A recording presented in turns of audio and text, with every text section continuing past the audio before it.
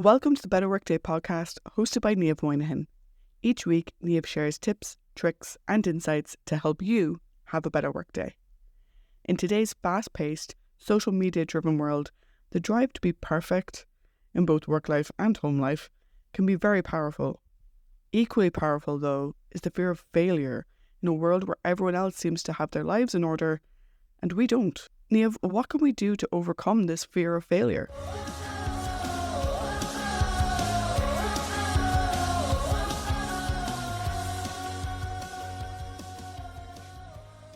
Hello. Welcome back to the Better Workday podcast. How are you doing? You know, I've had one of those mornings. Do you ever have those mornings where everything kind of goes a little bit pear-shaped? Not totally wrong now, but my work just took a little bit longer than I planned. I had to redo a couple of things, made a couple of silly mistakes, and generally it wasn't as flawless as I'd like. Have you ever had those days? Well, I'm sure you have, because everybody has those days. Nobody is perfectly organized and high performing all of the time. And that's something that I want to talk about today, both in terms of how we approach those not so perfect days and also whether or not our fear of making mistakes or errors or not being perfect leads us to procrastination and to not moving forward as confidently as we could. Let me tell you what inspired this episode. I deliver group workshops all the time. It's like my favorite thing to do. And sometimes I get people to do an exercise in pairs. It starts off really easy and then it gets more difficult as you go through the different stages. And sometimes I ask people to signal if they make a mistake. And it's really, really funny. I get them to put their hands over their head and go blah, blah, blah, and make this really silly noise. So in a room full of 30 people, all in pairs, I'm asking them to signal if they make a mistake or if they make a blunder. And what I find interesting is not only as the task gets more complicated, do people slow down? So it starts off with everybody moving very fast, and then as I progress it, the pace gets slower and slower and slower. But also, nobody makes a funny sound. Nobody appears to make a mistake. And so then I usually pretend to make a mistake. So I would, with my partner, raise my hands up in the air really high and go, blah, blah, blah, and start laughing. And as soon as I do it, it's guaranteed within seconds, somebody else does the same thing. It's almost like I've given them permission to accept that they've made a mistake or to signal that they've made a mistake. And so it got me thinking about work and the way that we work these days, with a lot of people working either remotely or hybrid, and whether or not this perception of never making mistakes is having an impact on how we work together and on our performance. So I'm going to break it down into a couple of different areas. It might get a little bit all over the place, but I'll try my best to stay on track. And the first is when we look at work that gets complex, it's obviously going to take a little bit longer. We've got more people to talk to, perhaps, or more things to consider, more steps to take. And it's natural that that would take more time than something that was straightforward, right?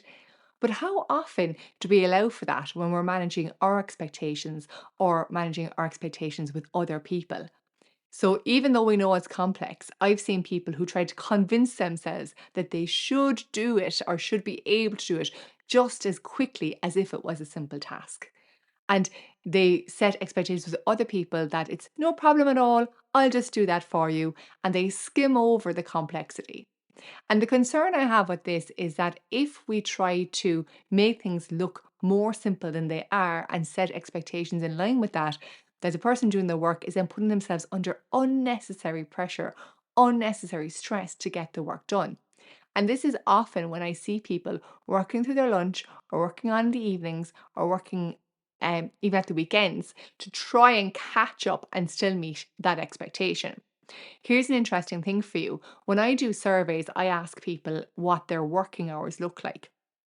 And over the course of all the data I've collected over the last number of years, generally people tend to work on 40, 50 hours a week. That's not everybody now, of course, but a large portion work 40 to 50 hours a week. And then I ask a separate question, which is, how are you at meeting your deadlines? And everyone says, I typically meet my deadlines. So what I'm hearing is yeah, you meet your deadlines, but you also work more than 40 hours a week. So what you're doing is making sure that the deadline gets made no matter what. And while, of course, this is important for some deadlines, it's not important for all of them, and it creates this unrealistic expectation. So when it comes to complex work, I do wonder if we are trying to oversimplify things and not really give it the attention that it deserves. Now, the second thing, as I said, that I found interesting was that people slowed down because they didn't want to make the mistake. So they slowed down almost to a stop. And some people didn't do it at all. And I was like, what are you afraid of? Like, it's only a little fun exercise. But of course, this is where the fear of failure comes in, right? And where people procrastinate because you don't want to be seen as getting it wrong. And this could be a small thing, a medium thing, or a big thing in your career, depending on what it is that you do for a living.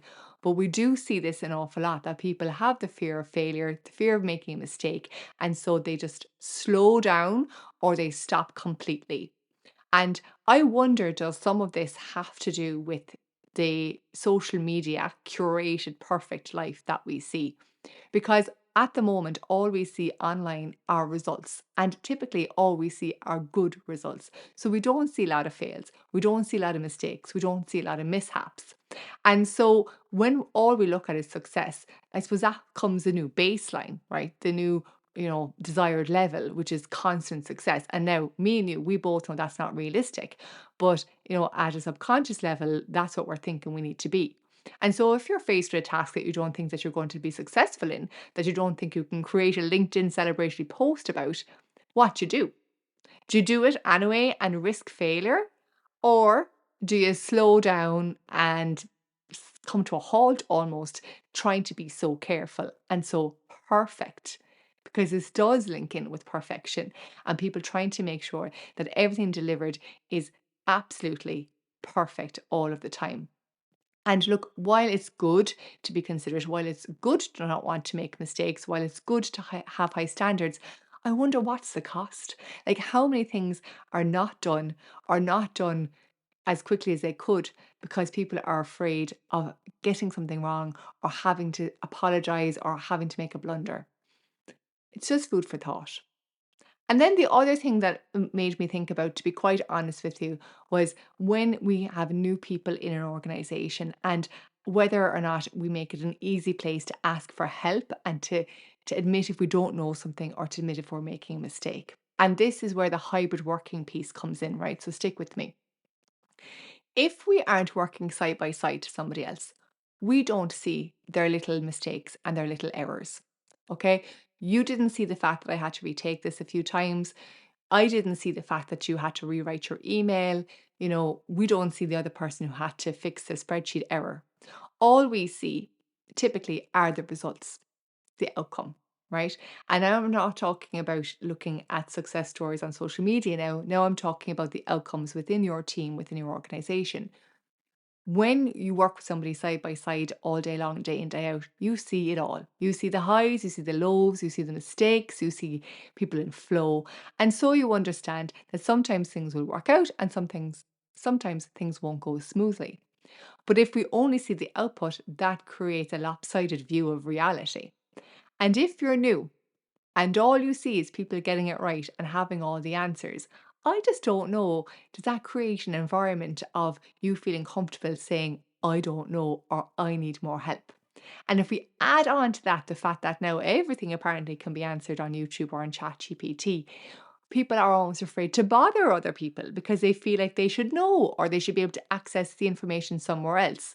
And look, while technically you might be able to, it's the lack of conversation, relationship building there that really raises concern for me. And also, it's also very lonely if you feel like you can't ask for help. And look, if you've listened to my past episodes, you know that isolation and loneliness at work is something that I'm really, really passionate about at the moment.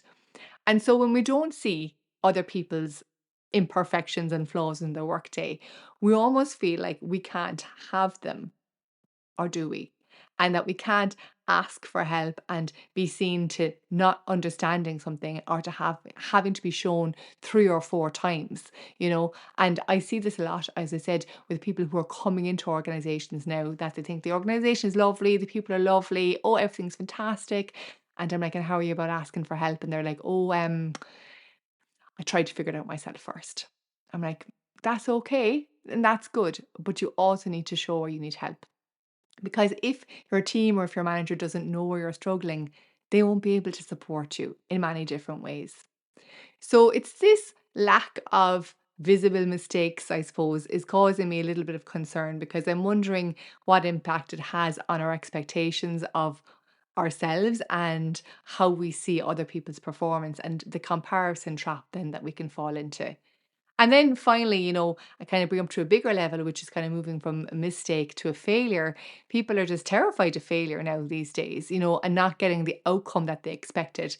And I see this an awful lot in sales, actually, or people where they're looking to, get others to make a decision, that they're afraid to go out there to start the conversation, to put themselves forward in case they fall flat on their face. And now I'm telling you, here today, live on this podcast, I have failed so much, so many failures in the last number of years. I mean, I'd list them out, but it'd be its own podcast. I fail daily, right? But if I didn't fail, then I wouldn't be able to grow my business, because I wouldn't learn from the failures and I wouldn't think of a new way to do things differently. And failure, I mean, failure through experimentation and failure to grow is such an important part of developing companies and products and services, and to keep our creativity and our innovation growing. But if we don't even feel like we can make a mistake in a spreadsheet, how can you try and fail at, going to do a proposal or entering a new market or creating a new product? And so I feel that this perfectionist focus at the small level is creating a bit of an unintended ripple effect at a higher level. Or maybe I've made a huge mistake and I've got it all wrong. But from the conversations I have, from the interactions I see in workshops, from the things that I observe when I see people in pairs and in groups, I do honestly see that everybody is trying so hard to not only put their best foot forward, to only put their best foot forward. And that's leaving a huge part of you behind, you know? And I would just encourage you to maybe have a think about this one today. Is it something that you see in your work, either yourself or your team members? And is it having a negative impact or an unintended negative consequence in the way that you work together? Okay, that's it from me. That's my idea for this week. Until next time, stay well and have a better workday. Thank you for tuning in. We hope you enjoyed this episode. The Better Workday podcast is about helping you have a better workday, so we'd love to hear your thoughts and questions. You can find our social media details as well as any references from this episode in the show notes.